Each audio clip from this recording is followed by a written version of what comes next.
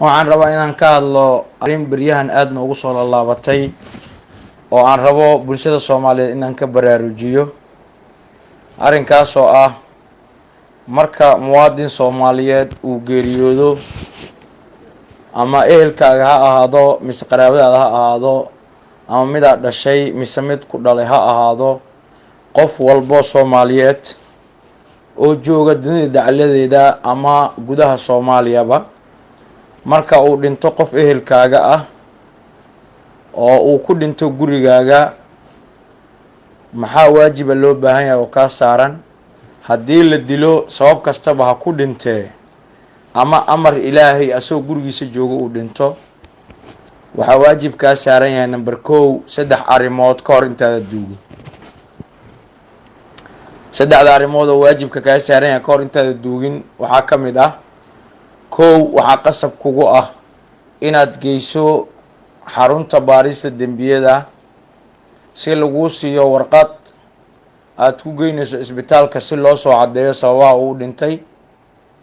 number 2, markii isbitaalka la soo cadeeyo sababta uu dhintay, waxaa lagu soo celinayaa warqadii cadeymaha oo isbitaalka soo qoray hoggaanka baarista dembiyada CID-da, waxaana lagugu xiray warqadda cadeynta dhimashada ah. qofka markuu gurigaaga ku dhinto waxaad wargelinaysaa saldhigga booliiska ee kugu dhow. sabab kasta ha u dhinto, ha la dilo, sun ha cabo, amar ilaahay ha u dhinto, xanuun ha u dhinto, sabab kastaba ha u dhintee, waxaad geynaysaa aad wargelinaysaa saldhigga booliiska kugu dhow, waxaana lagugu caawinayaa inaad geyso xarunta baarista dembiyada CID-da si lagu siiyo warqad cadeynaysa sababta uu dhintay muwaadinkaas.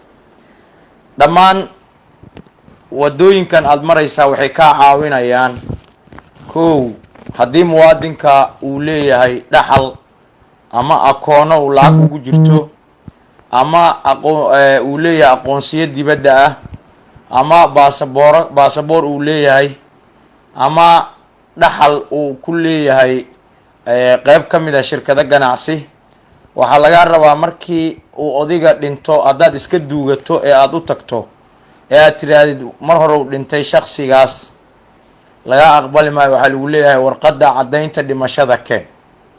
warqadaas oo ah warqadii CID-da laga bixinayo. marka dadkayga Soomaaliyeed aqoon la-aantaas ayay waxaa kaga dhuntaa hanti badan, waxaa kaga dhunta xaq badan oo ay lahaayeen. tusaale waxaa iigu filnaaday waxaa dhintay oday, ilmihiisa qaar ka mid ah ayaa tegay bangi, waxayna weydiisteen in aabbahooda akoonkiisa wixii ugu jiray lagu wareejiyo. markaasaa lagu yidhi aabbahaaga ma dhintay? haa. warqadda cadeynta dhimashada booliiska ma wadataa? maya. way ii yimaadeen, anay warsadeen, warqadaasaana laga rabaa. markaas waxaa ku yidhi aabiina goormuu dhintay? 6 bilood ka hor uu dhintay dheh. 6 bilood ka hor hadduu dhinto waxay noqonaysaa inaan dhaar iyo markhaati iyo wax isku kabno. laakiin haddii uu markuu odiga dhintay la geyn lahaa xarunta baarista dembiyada CID-da, la geyn lahaa, la baari lahaa xanuunka u dhintay iyo wixii, booliisku uu cadeyn lahaa, shakhsigaas muwaadinka wuxuu xaq u yeelan lahaa inuu isla markiiba furdaansado wixiisa, uu liiraa markii cadeynta keen uu dhiibo warqadihii.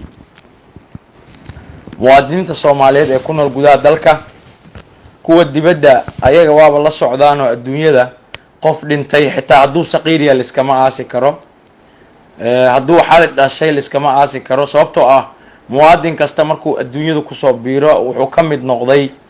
haddii aad Soomaali tahay ee aad ku dhalatay gobolada dalka Soomaaliya 18 gobol mid ka mid ah, habeenkii aad dhalata waxaa ka mid noqotay muwaadiniinta Jamhuuriyadda Federaalka Soomaaliya, waxaana kugu xisaabtamaya Jamhuuriyadda Federaalka Soomaaliya. haddii uu dhinto waxaa la rabaa sabab uu dhintay in la cadeeyo.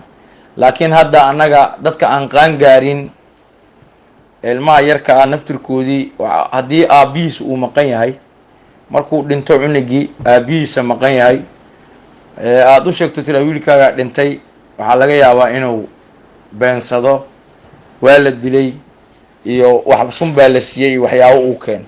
laakiin markaad geyso hoggaanka baaris dembiyada ee la cadeeyo sababta uu dhintay, la baaro, kiiskii la caddeeyo, waraaqihii aada wadato, caddeymihii aada tusto, waxay noqonaysaa markhaati nool in meydka la caddeeyo sababta u dhintay. la yaab ma ahan, waa sharci adduunyada ka jira. shaksiga haddii uu dhinto waxaa loo baahan yahay in la helo shahaado caddayn wuxuu u dhintay.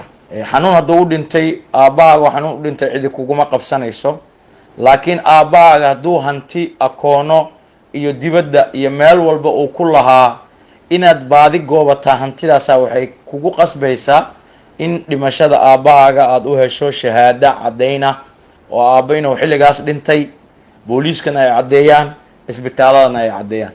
haddii xabad ama qof ku dhuftay mise asaga ku fakatay mise isku dhuftay, sabab kastaba waa ku timaadeena, dhaawacaan iyo waxaan sababtoo u dhintay, xabad ina u dhintay waa in la caddeeyaa. hadhow qofkii aada megta ka rabtay mise dembiga kaala dhexeeyey, godob kasta balan gala.